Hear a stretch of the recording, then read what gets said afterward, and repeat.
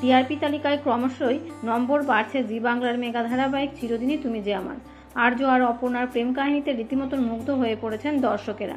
ধীরে ধীরে দর্শকের সংখ্যাও বাড়ছে। টিভির চেয়ে এই ধারাবাহিকের জনপ্রিয়তা বেশি ওটিটিতে। ধারাবাহিকের বর্তমান এপিসোডে দেখানো হয়েছে যে রাজনন্দিনীর শাড়ির ব্যবসায় বিপুল সাফল্য, আর অবশ্যই সেটা অপর্ণা বসুর জন্যই। অপর্ণাকে নিয়ে গর্বে বুক ফুলে উঠেছে আর্য।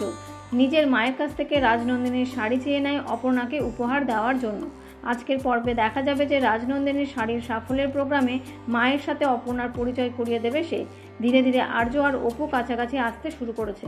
তবে এইসবের মধ্যে গল্পে দেখানো হয় যে মীরার মা অসুস্থ। তার মা চায় যে মেয়ের জীবনে কেউ আসুক, কিন্তু মীরা মনে মনে বলে সে আর্যকে মন দিয়ে ফেলেছে, তাই তার পক্ষে অন্য কাউকে মন দেওয়া সম্ভব নয়। তবে কি হতে চলেছে আগামী দিনে?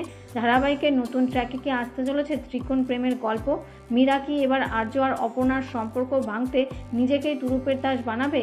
তেলেগু ধারাবাহিক অনুযায়ী মীরার বাড়িতে আর্য আর মীরার ছবি দেখতে পারবে অপর্ণা। এমনকি মীরা আর্যকে প্রেমের প্রস্তাব দেবে সেটা জেনেও যাবে সে। তাহলে কি অভিমান করে আবার আর্যর থেকে দূরে চলে যাবে অপর্ণা? সেটা তো জানা যাবে ধারাবাহিকের আগামী পর্বে।